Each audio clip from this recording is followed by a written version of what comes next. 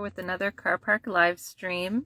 I filmed this earlier, but I guess it didn't upload. So I am talking this week about audience Q&As and some ways that I prepare for them.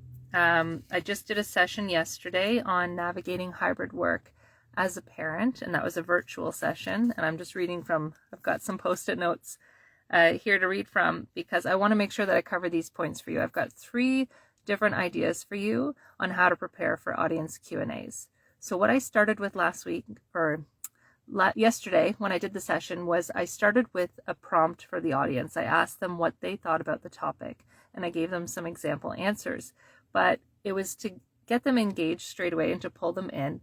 And this wasn't a yes or no, right or wrong type answer.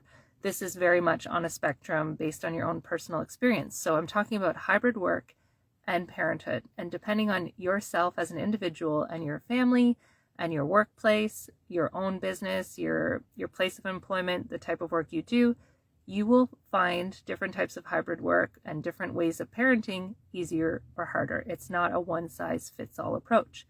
So some people will want to either prove you wrong or prove you right or be open to hearing what you have to say. So I started off with that straight away. That was number 1, prompting them, creating a dialogue with your audience, making them part of the conversation. So my session went for 90 minutes yesterday.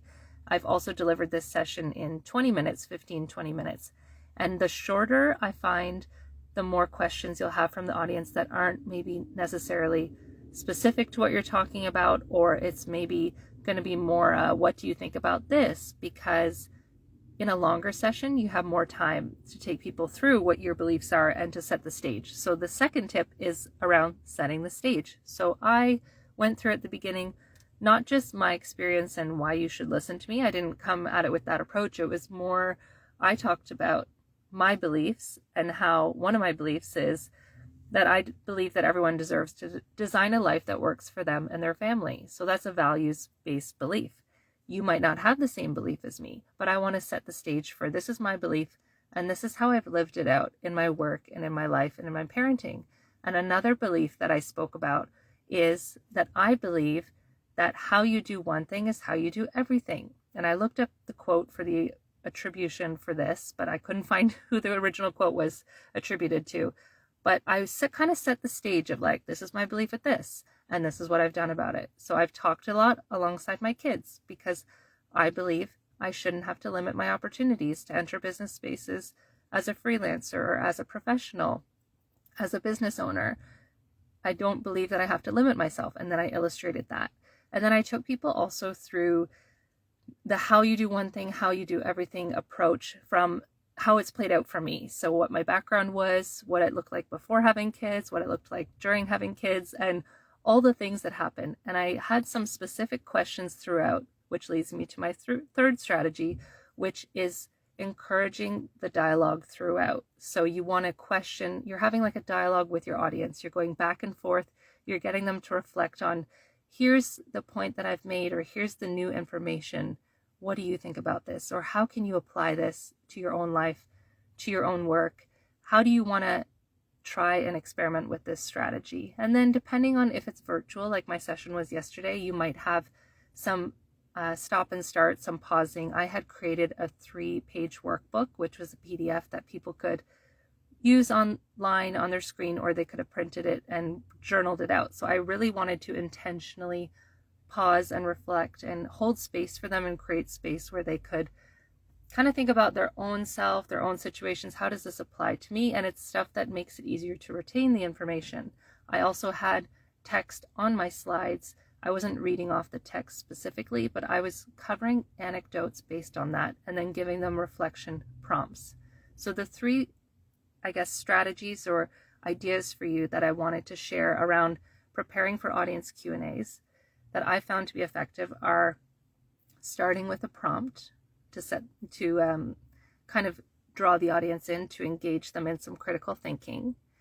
And I did this by kind of also looking at what could go wrong, what could go right, or what was the result of that, but what was the upside? And like some funny stories along the way of like this is what happened when I did it this way, or I had a real life example from yesterday morning before I delivered the talk as well that I was able to bring into one of the themes that I talked about. So that's number one, just drawing your audience in with dialogue. Number two would be setting the stage based on your own lived experience or what the outcome of your talk is going to be.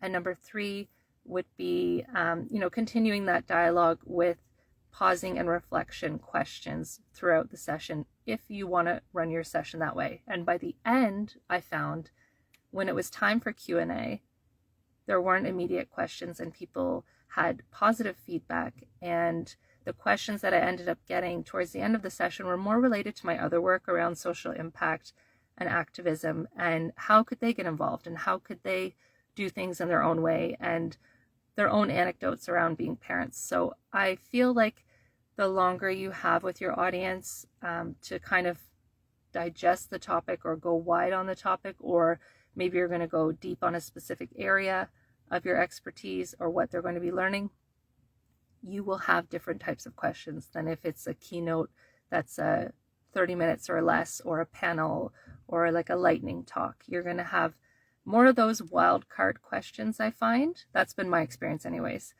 over the last, I've been talking, I think it's been 15 years between radio interviews, webinars, workshops, on stage, virtually, and then as a parent for the last almost 9 years now.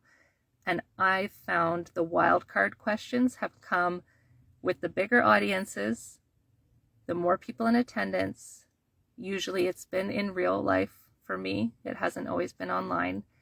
And it's been when the talk was short. And also the other one was when I've always been delivering unconventional business advice based on parent-friendly business advice. So my stuff is unconventional. I'm going to attract some unconventional questions or some challengers to that. But the longer I have to illustrate the point, the more I can take them through, how did I get to that belief? Why are my values that? How does it play out in my lived experiences? And then I find the audience, you're almost leaving the audience more satisfied that they can understand the perspective that you're coming from, and they can also see how it applies to them.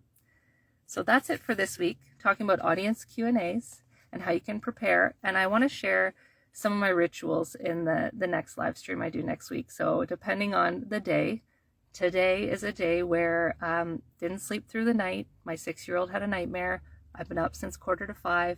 We had a bit of an episode with our toddler this morning. He scratched his eyelid, so I wasn't sure if he was going to be home with me for the day or not.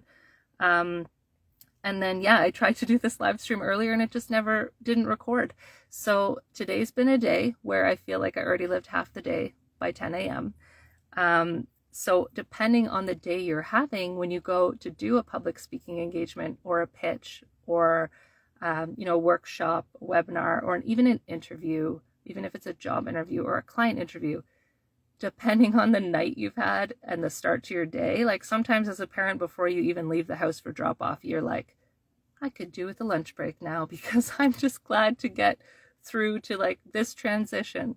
The rituals will vary. So I'm going to share some of mine, which are a little bit woo, some mindset stuff, and I might have to break it into like multiple ones over the coming weeks, but I have my rituals, I have my things that I do, and maybe you'll find some inspiration in those and be able to apply them to your life too. So thanks for tuning in, and I'll catch you next week with another live stream about public speaking and pitching when you're a parent. Take care.